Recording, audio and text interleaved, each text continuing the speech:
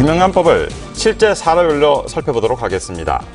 김영란법 관련 해설서를 직접 쓰신 홍성칠 변호사 나오셨습니다.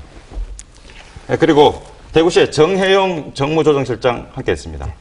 하나씩 사례를 들어 살펴보도록 하겠습니다. 먼저 첫 번째 사례입니다. 개발제한구역 내 땅을 보유하고 있는 A씨가 군청 담당 공무원에게 형질 변경 허가 신청을 했는데 해당 토지가 관련 법의 변경 허가 요건을 갖추지 못했다는 걸 알면서도 공무원을 직접 찾아가 허가를 해달라고 청탁한 경우 김영란법 제재를 받는 겁니까? 어떻습니까? 네, 우선 이 청탁을 한 내용을 보면, 업무를 보면 개발 제한 구역 내에서의 토지 형질 변경 허가 신청 업무는 청탁금지법 제5조 1항 1호에서 규정하고 있는 법률상 요건을 정해놓고 당사자의 이해관계인의 신청을 받아서 처리하는 직무에 해당하기 때문에 부정청탁의 대상 업무가 되고 토지 소유자 A가 군청 공무원 C에게 부탁한 내용 자체가 형질 변경 허가 요건을 갖추지 않았음에도 불구하고 법령에 위반해서 해달라라는 내용일 것 같으면은 바로 전형적인 부정청탁에 해당이 됩니다. 그래서 C가 만약에 부정청탁에 따른 직무를 수행할 경우, 즉 형질 변경 허가 요건을 갖추지 못했음에도 불구하고 형질 변경 허가를 해줄 경우에는 2년 이하의 징역 또는 2천만 원 이하의 벌금에 처하게 돼 있고, 그 부정청탁을 직접 한 소유자 A는 본인이 직접 청탁을 한 경우는 아무런 제재를 받지 않습니다. 네. 그렇다면 정 실장님, 네. 이 A씨가 담당 공무원에게 직접 청탁하지 않고 자신의 친구인 또 다른 공무원을 통해서 청탁을 했다면 네. 어떻게 되는 겁니까? 요 사례는 이제 직접 청탁을 할 경우에는 그 소유자 A씨가 본인은 처벌 대상에서 빠지지만 제3자인 B씨를 통했기 때문에 이런 경우에는 소유자 A씨도 1천만 원 이하의 과태료 대상이 됩니다. 또한 공무원 부탁을 받은 친구 B씨도 공직자이기 때문에 이 경우에는 3천만 원 이하의 과태료가 부과가 되고, 담당 공무원 C씨는 거절 의사를 분명히 했으면은 면책 대상이 되지만 또 그 직무를 수행했을 때는 아까 변호사님 말씀대로 처벌 대상이 됩니다. 또한 이런 경우에도 공무를 수행을 하지 않았더라도 거듭된 요청이 있었다면은 이 부분은 신고를 해야 됩니다. 신고를 하지 않으면은 이 역시도 또 아무런 행위를 하지 않아도 징계 대상이 될 수가 있습니다. 네. 그런데 좀 이상한 게 이해 당사자인 A씨가 3자를 통해 부정청탁을 하는 경우에는 제재를 받고 이해 당사자가 직접 부정청탁을 하는 경우에는 처벌을 받지 않는단 말인데 이걸 좀 설명해 주시죠, 홍 변호사님. 네. 이 법은 이해 당사자 본인이 직접 청탁을 할 경우는 제재를 하지 않고 있습니다. 다만 제3자를 통해서, 즉 연줄과 백을 동원해서 어떤 청탁을 하거나 했을 때 그게 초점이 맞춰져 있기 때문에 이해 당사자 본인이 직접 그 직무 수행 공직자를 대상으로 청탁을 할 경우는 본인은 처벌을 받지 않는데, 이는 국민의 청원권을 보장하고 국민과 국가 또는 공공기관과의 소통을 원활히 하기 위한 것으로 해석되고 있습니다. 그렇다면 정 실장님, 네. 중간에서 청탁을 하는 제3자가 공무원이 아니고 일반인인 경우는 어떻습니까? 아까 공무원인 경우에는 이제 가중되어 가지고 3천만 원 이하의 과태료가 부과되는데요. 일반인인 경우에도 과태료가 제3자를 통해서 했을 때 제3자는 2천만 원 이하의 과태료가 부과가 되도록 그렇게 되어 있습니다. 그렇다면 본인이 직접 청탁을 한 것은 제재를 받지 않고 어떤 형태로든 3자를 통해서 청탁한 경우에는 법적인 제재를 받는다, 그런 말씀인 거죠? 네, 그렇습니다. 네. 자, 그럼 다음 사례를 한번 살펴보겠습니다.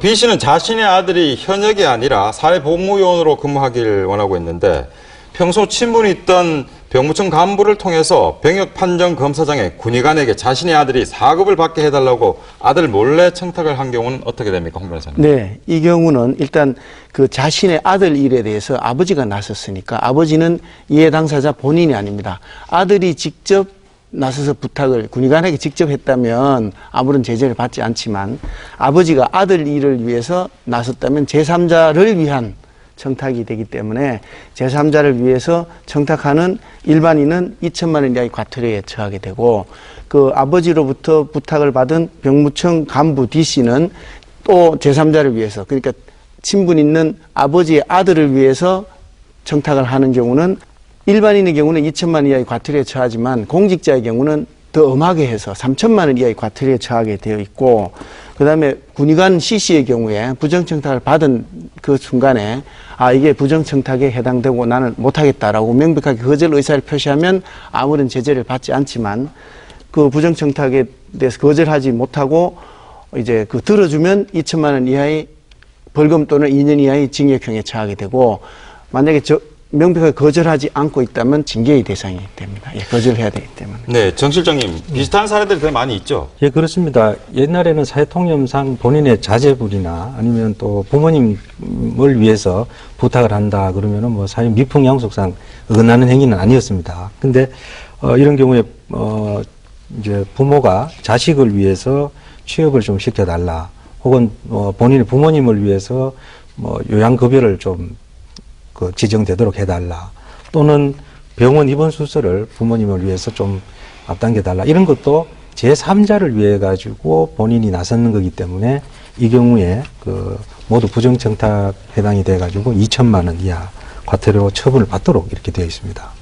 네, 방금 정 실장께서 말씀하셨지만 국립대학병원에 입원하고 싶은 A씨가 신청 접수를 하려고 했는데 대기 인원이 너무 많아서 네. 친구 B를 통해서 해당 병원 원무과장에게 순서를 좀 당겨달라고 부탁을 한 경우는 예. 이들 남들보다 먼저 입원을 하게 된 경우는 어떻게 됩니까? 네, 일단 그 사례가 국립대학교 병원은 이 지금 국공립대학병원뿐만 아니라 사립대학교의 대학병원도 지금 이렇게 사립학교도 공공기관에 해당되기 때문에 공공기관이 생산, 공급, 관리하는 재화나 용역에 해당이 됩니다.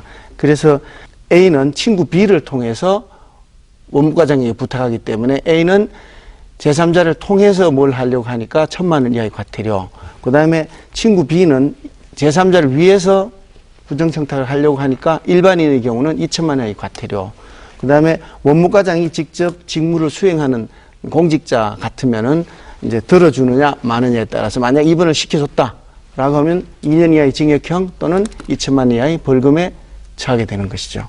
또 다른 사례를 살펴보겠습니다. 민원인 A씨가 건물을 증축하기 위해 구청에 증축 허가를 신청했고 자신의 친구인 구청 공무원에게 어떻게 진행 중인지 한번 알아봐달라고 부탁을 합니다. 그 이후에 민원인 A가 건축 법령에 따른 허가 요건을 갖추지 못해 불허 통지를 받자 민원실 앞에서 증축 허가를 내달라고 피켓 시위를 한 경우는 정 실장님 어떻게 되는 겁니까? 네, 뭐 이런 경우에는 우리 법률의 제5조 2항에 따라서 이게 예외 조항에 해당될 수 있습니다. 뭐냐면은 단순히 진행 상황을 알아봐 달라는 것은 부정청탁에 해당되지 않습니다. 그래서 이런 부분들은 예외 조항이고, 또한 당사자가 공개된 장소에서 피켓 시위를 한다든가 언론 매체를 통해 가지고 요구를 하는 것은 이 법 적용에서 제외되도록, 정말해서 처벌을 받지 않도록 그렇게 되어 있습니다. 예외 조항인 거군요. 예, 그렇습니다.